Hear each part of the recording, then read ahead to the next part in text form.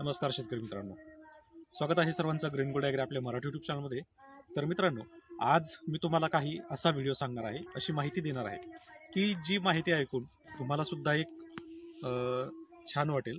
आणि त्यासोबत माहिती अशी असणार आहे की नैसर्गिक शेतीशी रिलेटेड आहे। तुम्ही जर कधी राजीव दीक्षित यांचे व्हिडिओ पाहत असाल तर नक्कीच तुम्हाला त्याची आयडिया येऊन जाईल।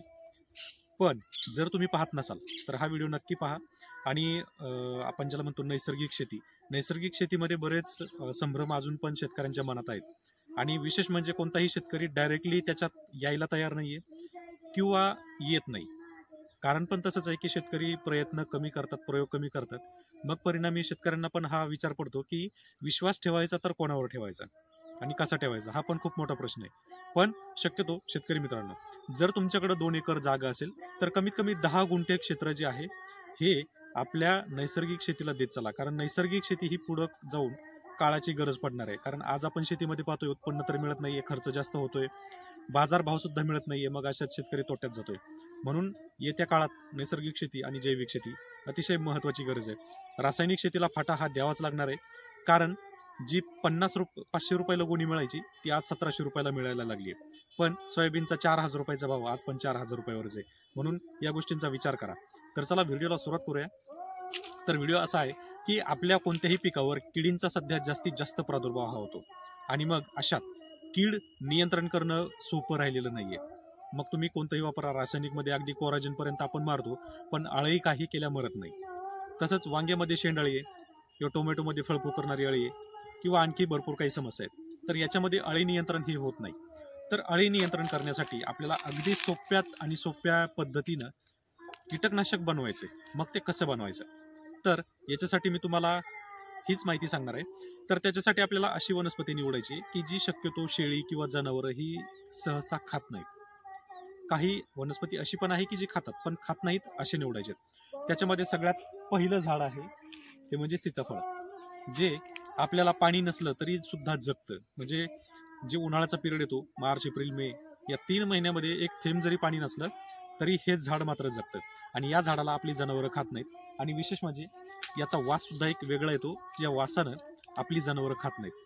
त्यानंतर दुसरी वनस्पती आहे ज्याचा आपण अजूनही रासायनिक शेती करता करता सुद्धा वापर करतो, तो म्हणजे लिंबाचा पाला, कडुलिंबाचा पाला।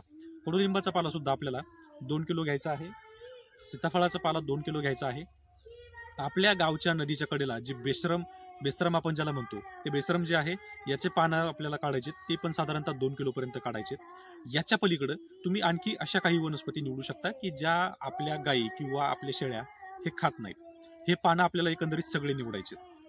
काही साधारणतः 3 ते 4 लिटर पाणी तयार करायचंय, झाकण ठेवायचं आणि हे पूर्ण पाला हा उकळून घ्यायचा। पूर्ण म्हणजे तुम्हाला अगदी शेवटपर्यंत जो अर्क काढता येईल तो काढू शकता, किंवा ज्या लोकांकडे डिस्टिलेशन प्रोसेस आहे किंवा जे डिस्टिलेशन करू शकतात छोट्या प्रमाणात, त्यांनी डिस्टिलेशन युनिटचा वापर करायचा आहे आणि त्याच्यातून त्याचा ऑइल काढायचं आहे। आणि ज्यांच्याकडे डिस्टिलेशन प्रोसेस किंवा डिस्टिलेशन युनिट नाहीये त्यांनी आपल्याला ते पाला फक्त चांगल्यापैकी उकळून घ्यायचा आहे, त्याला वेळ द्यायचा आहे आणि 24 ते 48 तासानंतर किंवा 2 दिवसानंतर तो पाला आपल्याला फवारणीच्या माध्यमातून वापरायचा आहे। आता याच्यामध्ये सुद्धा नंतर शेतकऱ्यांच्या मनात आहे ना की याचं प्रमाण किती वापरायचं बोल नक्की।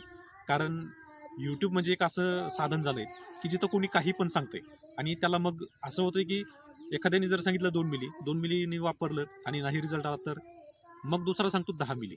पण याच्यासाठी मी तुम्हाला हेच सांगतो की तुम्ही अगोदर प्रयोग करा।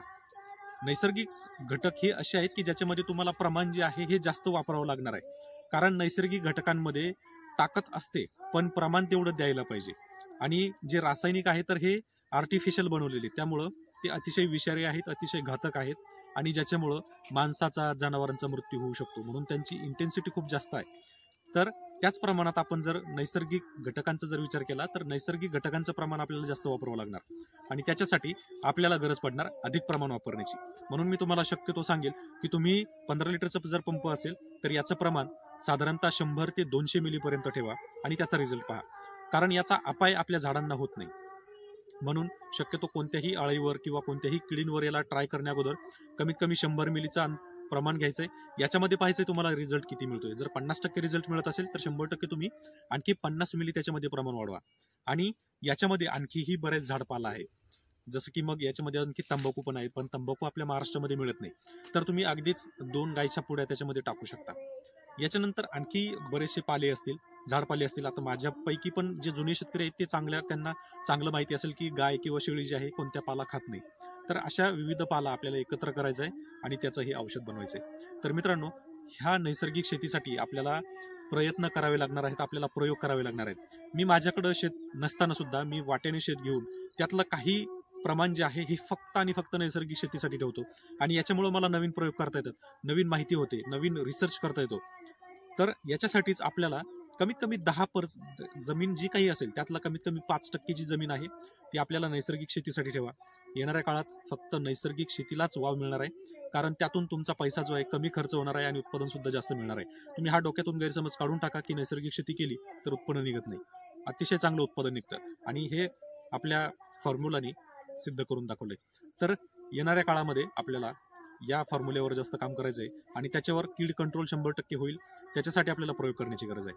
हा जर प्रयोग तुम्हाला आवडला असेल तर व्हिडिओला लाईक करा, चॅनलला सबस्क्राईब करा आणि हो, व्हिडिओला शेअर करायला विसरू नका.